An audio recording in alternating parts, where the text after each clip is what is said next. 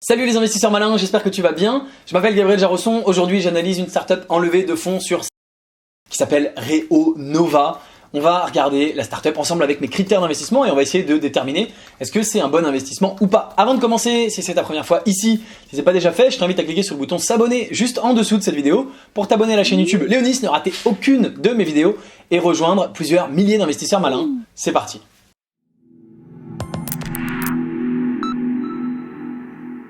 Avant de commencer, je suis donc sur le site ici de SoBiFun, sur la page de Reonova. Plusieurs choses. Premièrement, si tu veux investir avec moi dans les meilleurs deals que je source, qui sont souvent pas sur Internet, qui peuvent être sur Internet, mais qui parfois n'y sont pas et donc t'échappent, eh bien je t'invite à rejoindre mon club privé. Le lien est juste en dessous, club privé d'investissement dans les startups. J'investis principalement dans les startups innovantes technologiques en France et dans la Silicon Valley. Donc ça peut être quelque chose d'extrêmement intéressant pour toi si tu t'intéresses à l'investissement, si tu regardes cette vidéo, j'imagine que c'est le cas. Première chose. Deuxièmement, je vais analyser cette startup à partir de mes critères d'investissement gagnants. Ils sont ici, je les ai sous les yeux, mais il s'agit simplement de quelques mots. Si tu veux en savoir plus sur ces critères d'investissement, je t'invite avant de regarder cette vidéo à les télécharger. Le lien est juste en dessous dans la vidéo également, juste en dessous en description.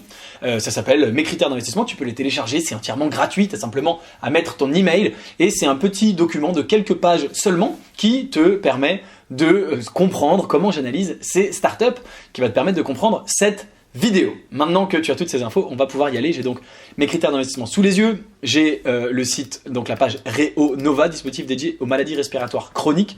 Je viens de regarder cette petite vidéo et je n'ai pas analysé plus en détail. Je découvre avec toi la startup, ce qui est le principe de ces vidéos. Donc Reonova, c'est la première entreprise dans le monde à proposer un appareil de mesure pour la viscosité du mucus bronchique. Ah oui, si je ne lis même pas en même temps, ça va pas. Du mucus bronchique, donc le mucus qu'on a dans les bronches, et qui permet de détecter et prévenir les maladies respiratoires chroniques telles que la mucoviscidose, la bronchite obstructive et l'asthme. Donc, je pense que ça ne doit pas être tous les jours ultra propre, hein. Ça doit être un peu dégoûtant d'analyser le mucus, mais c'est pas grave, ça permet de soigner des gens et c'est l'essentiel. C'est une technologie unique, 4 ans de recherche en partenariat avec des laboratoires et des cliniciens, pour un investissement en R&D de 3,5 millions d'euros quand même. Une technologie qui est brevetée, hein, je l'ai vu tout de suite, je te le dis, on l'a vu tout de suite dans la vidéo. Une expertise reconnue dans la rhéologie qui a permis de générer près d'1 million d'euros de chiffre d'affaires depuis 2016, donc il y a une vraie demande et une vraie, c'est une vraie boîte, hein. Ils n'en sont pas au stade de projet, ils en sont au stade de chiffre d'affaires depuis 3 ans maintenant, et une entreprise pionnière du secteur dont l'innovation a été récompensée par de nombreux prix. Alors très rapidement donc, qu'est-ce qu'on va pouvoir tout de suite dire? On va pouvoir dire qu'il y a un unfair advantage puisqu'il y a un brevet. Alors ils l'ont dit dans la vidéo, mais voilà, il y a 5 brevets qui ont été déposés depuis 2015, qui nous permettent de sauter directement au milieu, hein. On va re-regarder tout ça. C'est donc un objet hardware, donc il n'y a pas de scalabilité d'effet d'échelle au sens de la scalabilité des effets d'échelle des produits qui n'ont pas de composante hardware comme on le voit souvent sur ce genre de plateforme. Donc là, tu vois, il s'agit bien d'un projet. Donc je rappelle, il y a bien sûr des effets d'échelle sur l'industrialisation, la création de nombreuses machines, mais pas autant que pour les produits complètement immatériels, software dématérialisé. La monétisation est assez simple. J'imagine qu'ils vendent leurs machines, et puis de toute façon, ils ont réalisé 1 million d'euros de chiffre d'affaires, donc on sait qu'ils savent monétiser et on sait qu'ils savent vendre, d'accord? Et on a déjà donc 3 critères sur les 7-8 qui sont validés. On va regarder le reste. Alors, le marché. Donc là, on a l'équipe, on va y revenir dans un instant, ils sont tout en. La problématique, c'est que les pathologies respiratoires chroniques constituent la 4e cause de mortalité dans le monde, donc on a un marché absolument énorme. Il y a 235 millions de personnes concernées par l'asthme, les maladies chroniques inflammatoires des bronches, 6% des décès et touchent 329 millions de malades dans le monde. Donc on a un marché qui, malheureusement, c'est toujours le cas dans ce genre de situation, c'est des marchés, on est content en tant qu'investisseur que le marché soit énorme, mais on est assez malheureux bien sûr parce que c'est des gens qui sont malades et qui vont pas bien. Heureusement, eh bien, Reonova est là pour les aider, en tout cas dans une moindre mesure, déjà à détecter un certain nombre de problèmes. Donc le marché est très bien. Donc le concept, que nous reste-t-il à regarder? Il nous reste l'équipe, il nous reste la marge et la valorisation et la traction. Alors la traction, on peut dire que oui, il y a effectivement une certaine traction, puisque encore une fois, ils ont réussi à faire 1 million d'euros de chiffre d'affaires. Donc je crois comprendre qu'ils doivent vendre la machine à différents centres hospitaliers, à différents laboratoires, à différents types d'organismes de santé. Je crois que c'est ça. Ils ont bien sûr, ils ont une distribution directe, donc là ils ont la machine, mais ils ont, je crois, également une partie logiciel, algorithme, base de données. Voilà, c'est ça. Donc il y a plusieurs choses qui s'articulent ensemble. Bien sûr, moi c'est la partie logicielle qui serait plus à même de m'intéresser, puisque tu le sais, je n'investis pas dans le hardware, c'est un choix vraiment personnel. Mais là il y a en plus du hardware un vrai secret logiciel, une base de données, des algorithmes qui permettent de détecter, de comprendre, de traiter la donnée qui est issue de la machine. Donc ça c'est bien sûr intéressant. Qu'est-ce qu'on a d'autre? Ils ont un plan de communication, un modèle économique. Donc, il y a 2 segments de marché, la recherche, le médical. Donc, la recherche, c'est une solution simple, peu coûteuse à mettre en œuvre pour comprendre et évaluer les traitements des troubles liés. Ouais, je sais pas si c'est simple et peu coûteux. La recherche, en général, c'est plutôt cher et compliqué, mais ok.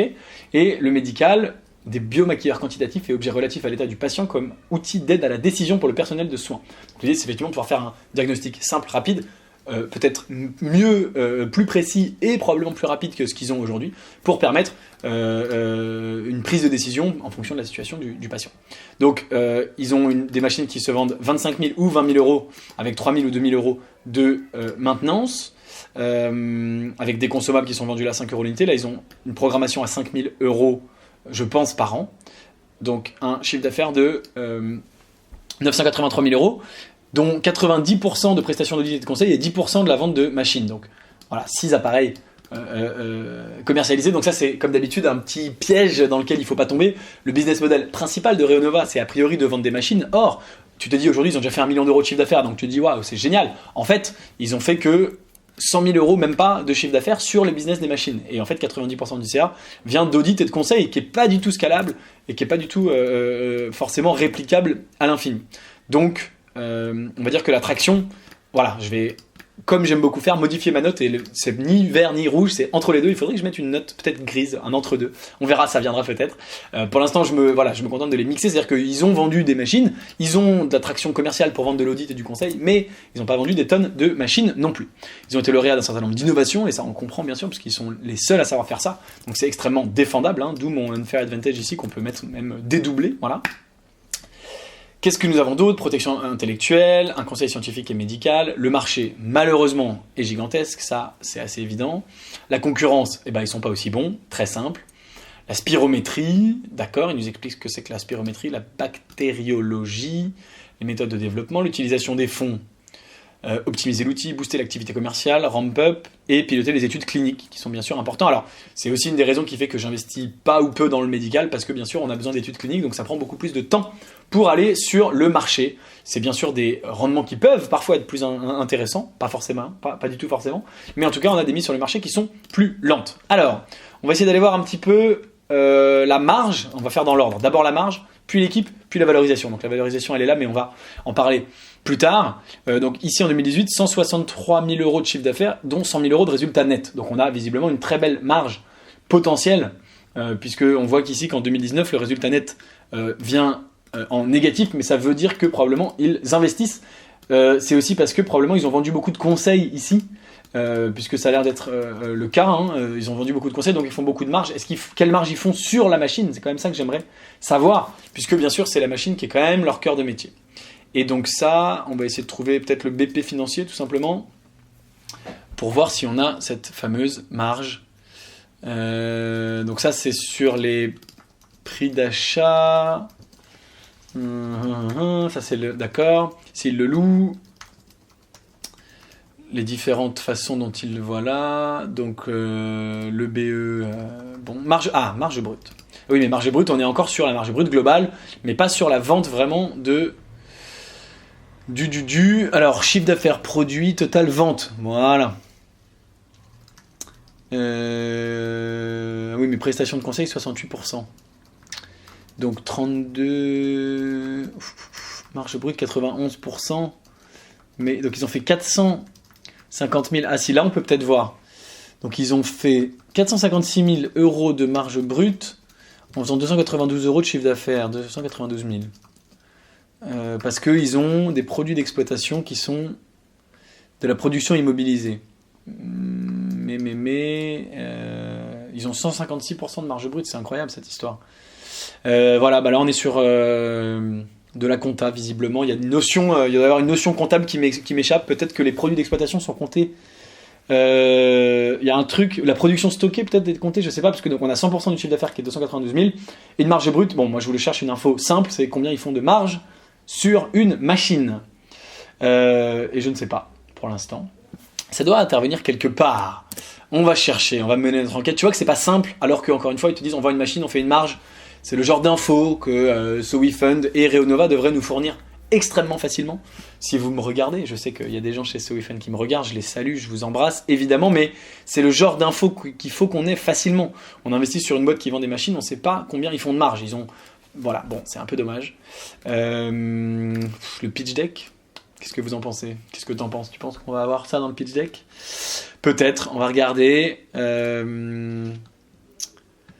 marge d'une machine. Bon, j'aime bien montrer que je galère à trouver l'info parce que si moi je galère, et j'ai l'habitude de faire ça, imaginez messieurs, dames chez SoWeFund, imaginez messieurs, dames chez Reonova, comment les internautes qui n'ont pas forcément l'habitude, moi j'ai l'habitude, je le fais toutes les semaines, comment ils doivent galérer. On n'a pas cette info, elle est peut-être enfouie quelque part, c'est pas grave.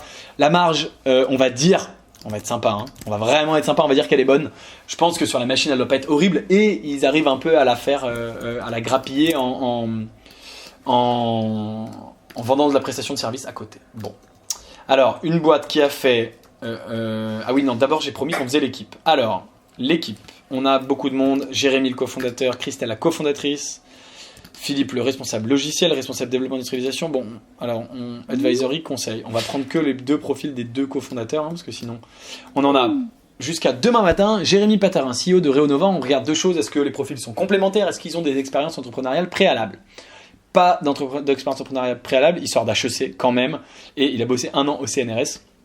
Il fait ça depuis 8 ans. Donc tu vois qu'en 8 ans, ils ont vendu 8 machines. Ce qui me fait réviser ma note sur la traction. Désolé. Ça fait 8 ans que la boîte existe et vous avez vendu 6 machines. C'est juste pas assez pour dire qu'on a de la traction.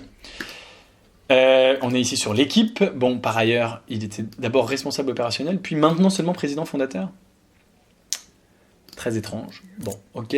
Et Christelle, sa cofondatrice, qui est directrice générale, qui est aussi une HEC visiblement, comme on le voit ici.